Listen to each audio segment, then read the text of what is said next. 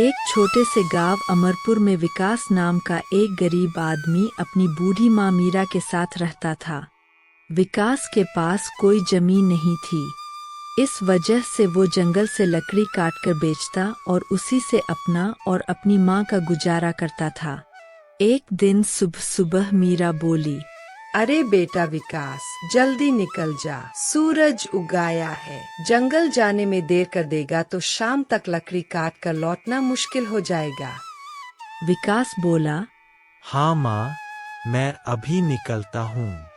तू चिंता मत कर, आज कोशिश करूँगा ज्यादा लकड़ियाँ लाऊं ताकि 2 दिन का खर्चा निकल जाए।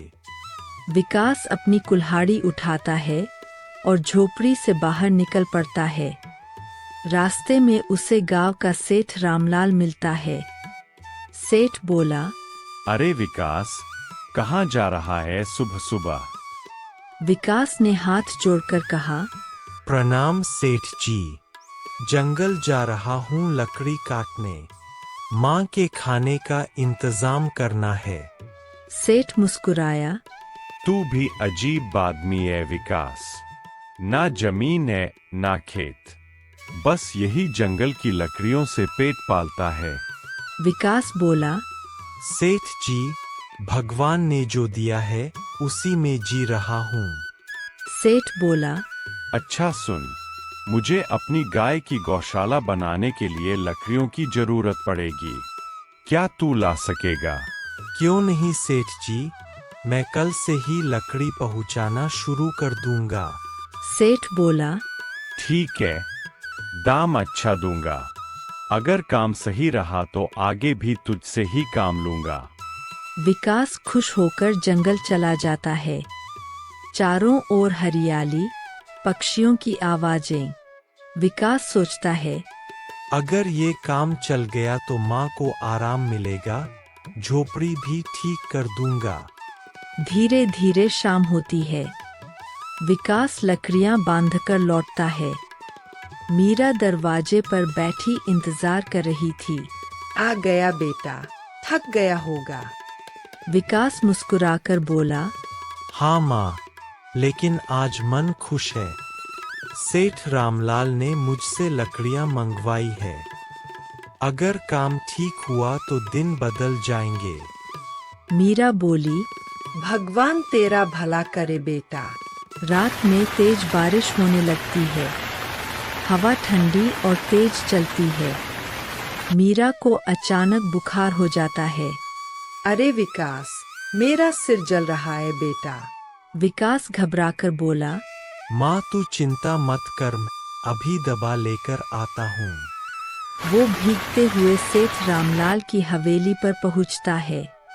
सेठ जी, मेरी माँ को तेज बुखार है। घर में ना दवा है ना राशन। मुझे कुछ पैसे उधार दे दीजिए। सेठ बोला, पैसे दूंगा लेकिन ब्याज लगेगा। विकास बोला, सेठ जी, मैं गरीब आदमी हूँ, ब्याज कैसे दूंगा? सेठ बोला, तो फिर भूल जा पैसे।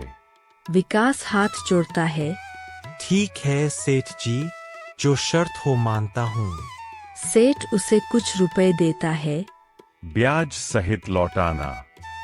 विकास बारिश में डॉक्टर मोहन के पास पहुंचता है। डॉक्टर दवा देकर कहता है, हर 3 घंटे में देना, ठीक हो जाएगी। सुबह मीरा कुछ बेहतर महसूस करती है। वो बोली, बेटा, दवा और खर्च के पैसे कहाँ से लाया? विकास बोला, सेठ रामलाल से उधार लिया है, ब्याज पर। मीरा बोली, बेटा, ब्याज वाला पैसा गरीब को और गरीब बना देता है। फिर कुछ सोचकर बोली, विकास, क्यों ना तू समोसे बनाकर बेचना शुरू करे।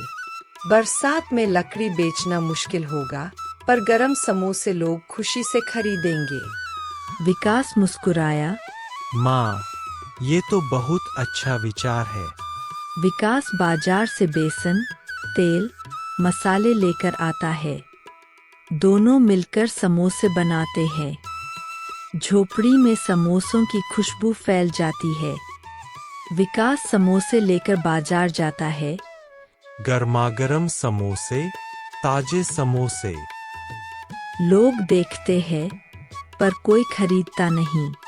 पास ही सुरेश नाम का पुराना समोसे वाला बैठा था। वो मन ही मन बोला, यह विकास मेरे सामने समोसे बेचेगा। अब दिखाता हूँ इसे। सुरेश ने 2 अपने आदमी भेजे। उन्होंने विकास के समोसे खाए और दिखावे में थूक दिए। बेकार है, बेस्वाद। विकास उदास होकर घर लौट आता है। मीरा उसे ढांढस बंधाती है। बेटा, हर नया काम मुश्किल होता है, हिम्मत मत हार। तभी दरवाजे पर सेठ रामलाल आता है। पैसे लाया। विकास बोला, अभी नहीं सेठ जी, सब समोसे में लग गए। सेठ बोला, तो अब यह घर मेरा हुआ। उसके आदमी झोपड़ी खाली कर देते हैं। विकास और मीरा गांव से निकलकर नदी किनारे एक छोटी सी झोपड़ी बना लेते हैं। मीरा बोली, अब हम क्या करेंगे बेटा? विकास बोला, भगवान साथ है माँ, मेहनत करेंगे। अगले दिन फिर समोसे लेकर बाजार पहुंचा। एक बूढ़ा आदमी भूखा खड़ा था। बेटा, कुछ खाने को दे दे। विकास बोला, ले बाबा, मेरे समोसे कोई नहीं खाता, तू ही खा ले। बाबा ने समोसा खाया और बोला, वाह बेटा, गजब स्वाद है। फिर झोली से एक छोटी थैली निकालकर बोला, यह दुर्लभ जड़ी बूटी है। इसे जब अपने समोसे में मिलाएगा तो स्वाद कई गुना बढ़ जाएगा। पर याद रखना, इसे सिर्फ भलाई के काम में ही इस्तेमाल करना। विकास कुछ बोलता इससे पहले ही बाबा गायब हो जाता है। विकास घर जाकर माँ को सब बताता है। दोनों अगली सुबह फिर से समोसे बनाते हैं। विकास जड़ी बूटी मिलाता है। अचानक खुशबू पूरे घर में फैल जाती है। माँ, ये कैसी महक है? मीरा बोली, बेटा, अब तेरे समोसे जरूर बिकेंगे। विकास टोकरी में समोसे लेकर बाजार पहुंचता है। लोग खुशबू से खिंचे चले आते हैं। पहले ग्राहक ने खाया। वाह, गजब स्वाद। धीरे धीरे भीड़ लग जाती है। शाम तक सारे समोसे बिक जाते हैं। विकास अब रोज यही काम करने लगा। थोड़े ही दिनों में उसका नाम पूरे गांव में फैल गया। उसने एक छोटी सी दुकान खोल ली। ग्राहकों की लाइन लगने लगी। एक दिन विकास कमाई लेकर सेठ रामलाल के घर गया। सेठ जी, ये लीजिए आपके सारे पैसे, अब मेरा घर वापस दे दीजिए।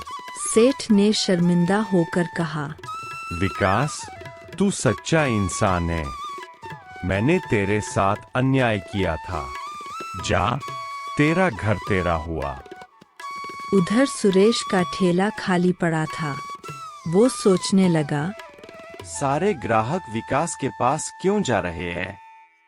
जरूर कोई रहस्य है।